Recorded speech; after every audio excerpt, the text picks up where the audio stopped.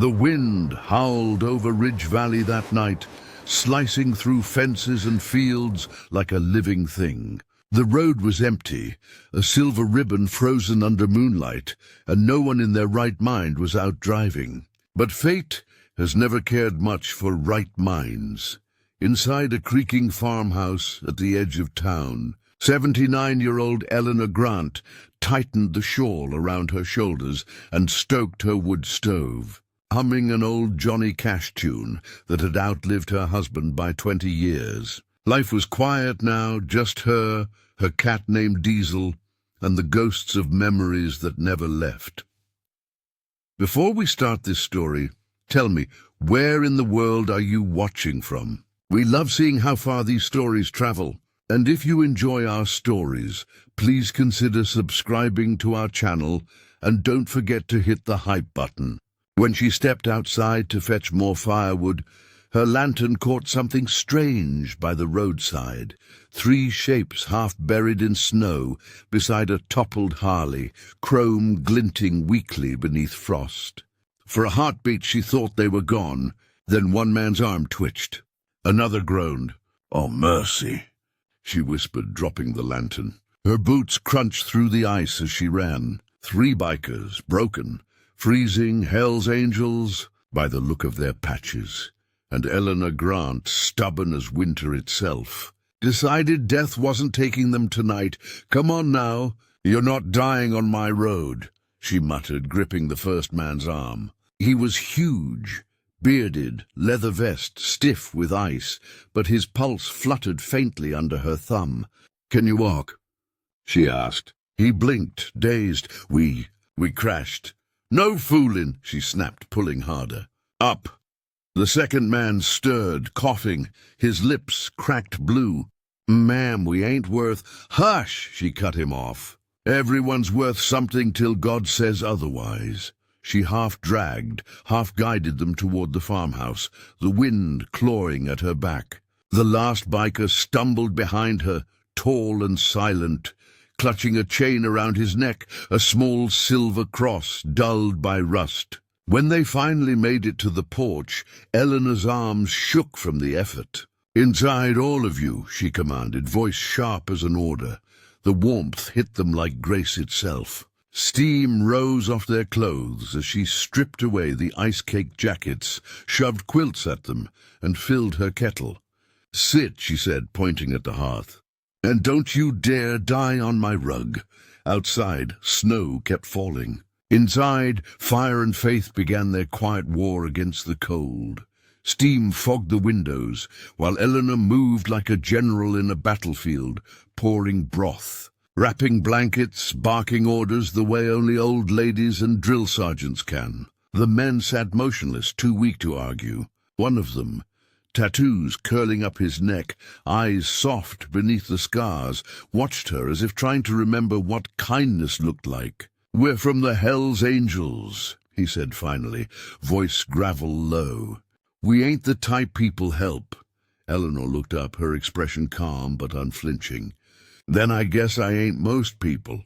She placed the steaming bowl into his shaking hands. "Eat slow. You'll feel it coming back." The youngest biker, barely 30, winced as he flexed frostbitten fingers. "Why are you doing this, ma'am?" She smiled faintly. "Because someone once dragged my Walter home when his truck flipped in a blizzard. Stranger saved him. Guess it's my turn to return the favor." The leader, silent until now, met her gaze. "You're risking a lot for 3 nobodies." Eleanor poured herself tea, her voice steady.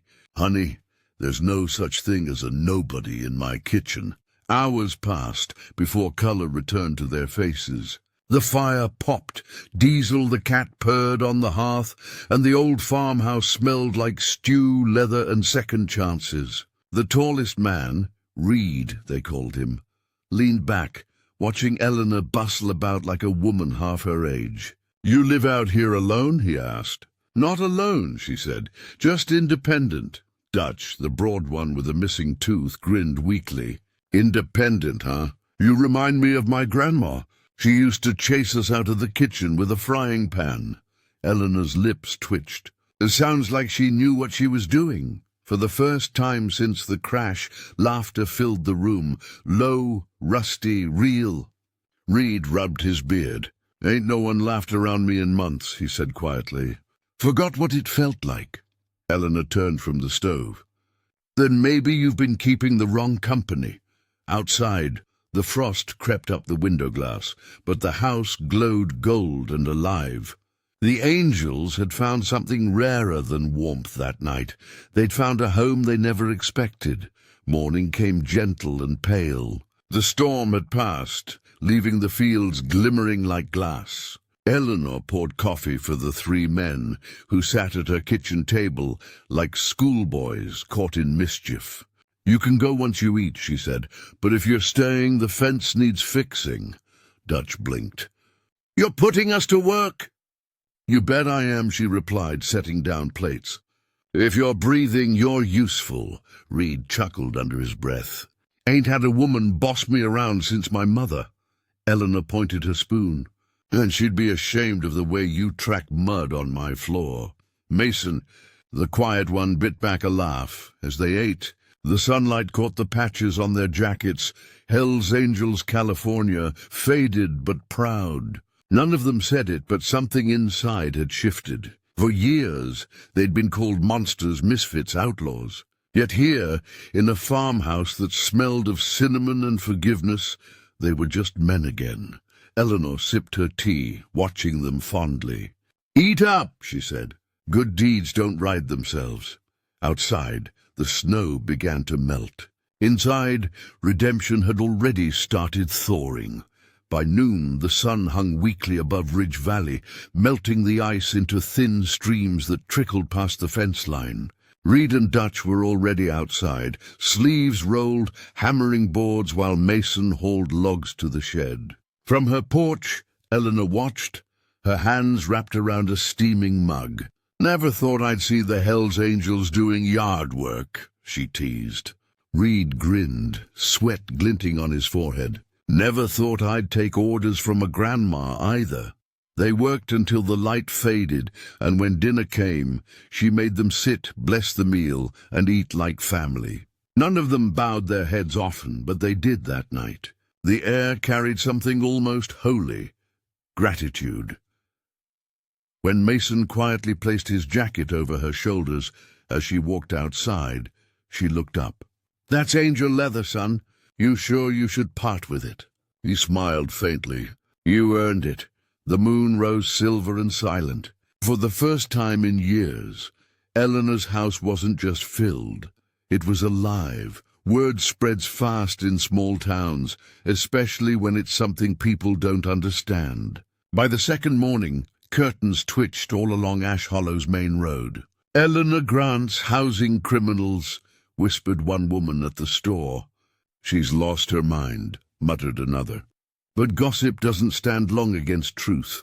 When Sheriff Dalton stopped by, his hand resting casually near his holster, Eleanor opened the door with her usual calm.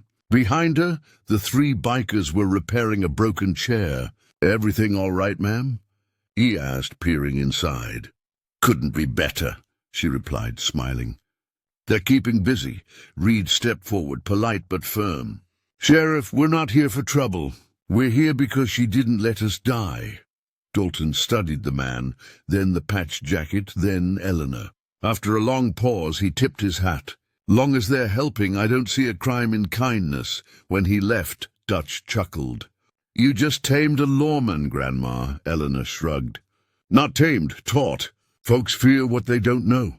Let 'em watch." Actions speak louder than patches. 3 days passed, and the farmhouse began to hum with rhythm, hammer strikes, laughter, and the sound of redemption finding its tune. Reed fixed the old porch light. Mason patched the roof, and Dutch started chopping wood with such focus even the crows stopped to stare. Eleanor cooked like she was feeding a battalion, biscuits, stew, cornbread, and scolded them if they didn't take seconds. At dusk, the four of them sat outside, watching the horizon fade into gold. "You ever get lonely out here?" Mason asked. She smiled softly. "Sometimes. But loneliness is easier than bitterness. Reed looked at her, admiration hidden beneath his roughness. "You talk like a preacher." "Nah," she said, sipping tea. "Preachers talk. I live." It was Dutch who broke the silence next. "Mom, you don't even know what we've done." Eleanor nodded. "Don't need to. You're doing better now. That's what counts." The wind shifted gently, brushing through the trees. For men who'd built their lives on roaring engines, that quiet approval roared louder than any thunder they'd ever known. The peace didn't last. One morning, the low rumble of engines echoed through the valley. More motorcycles, far more. Eleanor stepped out onto the porch as a convoy of bikes crested the ridge, chrome gleaming under the sun. The rest of the hellsangels had arrived. Dutch cursed softly. "That's Hawk and the boys. They'll think we've lost it." The bikes halted in a cloud of dust. Hawk, tall, bald, and carrying authority like a weapon, swung off his Harley and stared at the farmhouse. "You three gone soft?" he barked. "What is this, summer camp?" Reed stood his ground. "This woman saved our lives," Hawk scoffed. "So you pay her back by fixing fences?" Eleanor stepped forward, her shawl snapping in the wind. "If you've come to judge, son, you best take a number. I've been scolded by God, husbands, and preachers, and none of them scared me." The crew chuckled quietly. Even Hawk cracked a grin. "Lady's got grit," he said. Eleanor pointed toward the fence. "Good, then you can help." And somehow he did. By sunset, the impossible had happened. The entire yard was alive with the sound of drills, hammers, and laughter. A dozen bikers, men with scars, stories, and patches that once terrified towns, were repairing an old woman's fence under her command. "Straighter, boys," she called out. "If it leans, so do you." Hawk wiped his brow, shaking his head. "Never thought I'd take orders from someone's grandma." Reed smirked. "She's everyone's grandma now." Inside, the scent of stew drifted through the windows. Eleanor cooked enough for 20 men, and still fussed about portion sizes. "You've all got the strength of bulls, but the manners of raccoons," she scolded lovingly. That night, under a sky full of stars, the men sat around her porch sharing stories, not of crime or chaos, but of mothers, wives, and roads they missed. Hawk, the hardest of them all, raised his coffee cup toward her. To the lady who reminded us we still got hearts," Eleanor smiled, tears glinting. "And don't you dare forget it." The angels nodded. That night, even the stars seemed to bow. By the next week, the story had spread through Ash Hollow like wildfire. People drove by, slow, pretending to admire the view, but really trying to catch a glimpse of Eleanor's yard, where the most feared riders in the state were hammering, painting, and hauling lumber like farmhands. At the diner, whispers changed from ridicule to curiosity. "You seen what those angels are doing?" one man said. "Fixing her barn," replied another. "And not for pay, either." When Sheriff Dalton returned, he found Hawk on the roof, Dutch painting the porch, and Reed splitting wood. "This some kind of penance?" The sheriff joked. Hawk wiped his hands. "Call it respect." Inside, Eleanor was teaching Mason how to bake biscuits. "Gentle hands," she said, guiding his rough fingers. "Cooking ain't about muscle. It's about care." That evening the men sat outside watching the sunset. Reed spoke quietly. "Feels different here. Feels clean." Eleanor smiled. "That's what forgiveness feels like, son. It's contagious." And that night, forgiveness spread through every corner of Ridge Valley like the scent of fresh bread. 2 days later, a truck rumbled up the dirt road, white, clean, and far too fancy for Ash Hollow. A woman stepped out with a camera slung over her shoulder and a press badge pinned to her coat. "You Eleanor Grant?" she asked. "I'm writing a piece about your guests." Eleanor adjusted her shawl. "Well, if it's trouble you're looking for, you'll leave disappointed. These boys are working men now." The reporter smiled skeptically but followed her inside. The farmhouse buzzed with activity. Mason sweeping floors, Dutch sanding a chair, Hawk fixing a window pane. The smell of coffee and stew filled the air. Reed nodded at the reporter. "No interviews, lady. Just tell the truth if you're gonna tell it." And she did. A week later, the county paper hit shelves with a headline that stunned everyone. "Widow gives outlaws a second chance, and they give it back." The article went viral online. Strangers sent letters. Donations poured in. Eleanor laughed softly, holding the paper. "Well," she said, "looks like kindness finally made front-page news."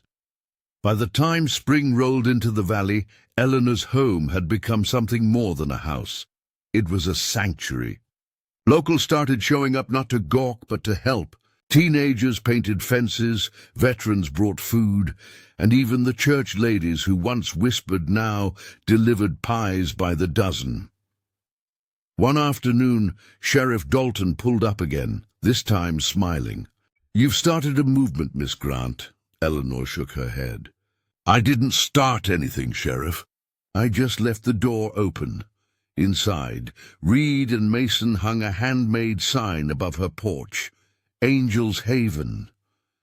The letters were crooked, but the meaning wasn't. When the angels stood back to admire their work, Hawk said quietly, "Never thought I'd see our name mean something good." Eleanor wiped her hands on her apron. "Names don't define men. Choices do." That evening, townsfolk and bikers shared stew around one long table, laughter echoing through the valley. Ash Hollow had once been divided by fear, but now, because of one stubborn old woman, it was united by grace. Then came a morning that none of them would ever forget. A letter arrived, edges yellowed, handwriting trembling. Eleanor read it aloud at breakfast. "It's from Henry Dalton, the sheriff's daddy. Says he's sorry for what happened to my Walter all those years ago." Her voice faltered. "He died before he could make it right. This is his son's way of finishing the apology." The room went silent. Dutch set down his fork. "You gonna forgive him?" Eleanor folded the letter neatly. "Forgave him the day Walter passed. I just never had anyone to tell." Hawk rubbed the back of his neck, eyes lowered. "I wish I could let go like that," she smiled. "You will, son. Just takes practice." The men exchanged quiet glances. For all their power and steel, it was this frail woman's mercy that made them feel small and safe. Outside, the snow melted completely, leaving behind soft green shoots. Life had come back to Ridge Valley, and so had the souls everyone thought were lost. When the hellsangels finally decided it was time to leave, the town gathered to see them off. Dozens of bikes lined the dirt road, their chrome gleaming under the afternoon sun. Children waved small flags, farmers tipped their hats, and the same preacher who once doubted Eleanor clasped her hands in gratitude. "You've done something no one else could," he told her. Eleanor smiled gently. "Didn't do it alone."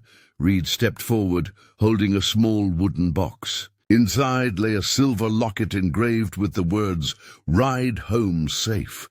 "You kept us alive, ma'am. You gave us family when the world forgot us." Eleanor pressed the locket to her chest. "You boys keep doing right. That's all the thanks I need."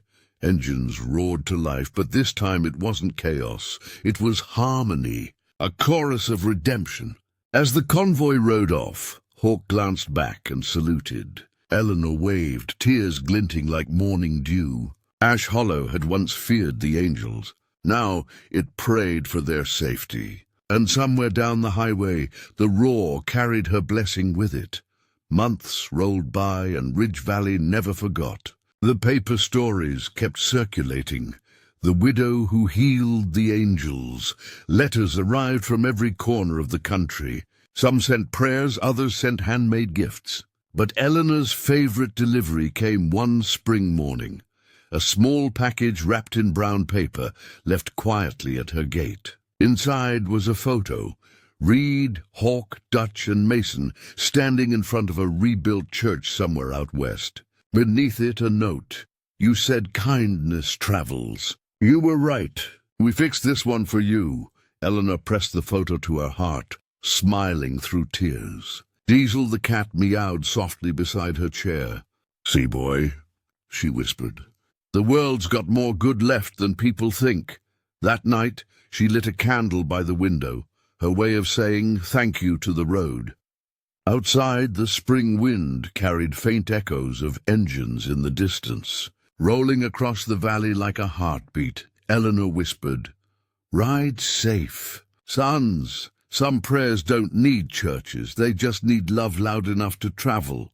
By midsummer, Ash Hollow had changed. The townsfolk who once whispered now wore pride like Sunday clothes. The sheriff's wife organized bake sales to raise money for veterans. Kids painted murals of motorcycles with angel wings, and the sign above Eleanor's porch, Angel's Haven, became a symbol people drove hours to see. One afternoon, a reporter from a national magazine arrived, asking to interview her again. "You turned criminals into heroes," he said. Eleanor shook her head gently. "I didn't turn them into anything. They were always good men. They just needed somewhere to park their guilt." When the article went online, millions read it within days. Hashtags flooded social media. There's Angel's Haven, there's real kindness, bikers of grace. Even motorcycle clubs across the country began hosting charity rides in her name. Eleanor didn't chase fame. She just brewed another pot of tea and sat on her porch swing, waving to every stranger who came to thank her. She'd always said kindness comes back around. Now it circled the whole country on chrome wheels. That fall, the Angels returned, not as fugitives, but as family. A convoy of 30 bikes thundered into town, flags waving, engines low and respectful. The townspeople rushed out to greet them, no longer afraid, but smiling wide. Hawk dismounted first, holding a bouquet of wildflowers. "For the lady who taught us how to be men," he said. Eleanor laughed, taking the flowers. "Well, it's about time you brought me something that doesn't leak oil." The men roared with laughter, but soon got to work, repainting her house, building her a new porch swing, and installing a shiny mailbox carved with angel wings. Mason handed her a small plaque that read, "Angel's Haven, established by Eleanor Grant, 2025.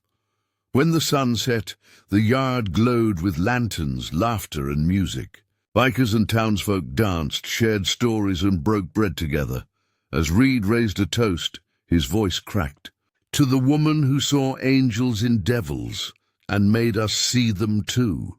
Eleanor clinked her glass. "You weren't devils, son. Just men who forgot they could shine." Winter returned gently that year, softer than before. Snow dusted the fences, but warmth never left the farmhouse. Visitors still came, veterans, wanderers, lost souls, each welcomed with soup and a story. On her 81st birthday, the Angels returned once more, this time with gifts she didn't expect, a rebuilt Harley restored in gleaming red and chrome. Reed smiled. "She's yours, Miss Grant, the Heart Rider." Eleanor chuckled, running her wrinkled hand over the leather seat. "Only thing I'll ride these days is memory, but she's beautiful." That evening, under a pale blue sky, the bikers circled her house one last time, engines humming low like a hymn. One by one they raised their fists in salute. Eleanor stood on the porch, hand over her heart. "You ride careful, you hear?" she called. Reed shouted back, "Always, Mama G!" It was the name they'd given her, their road mother, their guardian. And as the convoy disappeared over the ridge, the snow sparkled like halos in their taillights. Angels indeed. Weeks later, a local TV crew visited Angel's Haven. The reporter asked, "Miss Grant, what's the secret to changing men like that?" Eleanor smiled, her eyes crinkling like folded pages. "I didn't change them. I just treated them like they already were, who they could be. The rest, they did themselves." The clip went viral. Millions watched her words echo over soft footage of roaring Harleys disappearing into sunset light. And in every corner of the world, from truck stops to living rooms, people cried, not because the story was sad, but because it was true. As night fell over Ridge Valley, Eleanor sat in her rocker sipping tea, Diesel curled beside her. The rebuilt porch creaked softly. Somewhere in the distance, a low rumble of engines drifted through the cold air. She smiled. "They're out there," she whispered, "still carrying the light."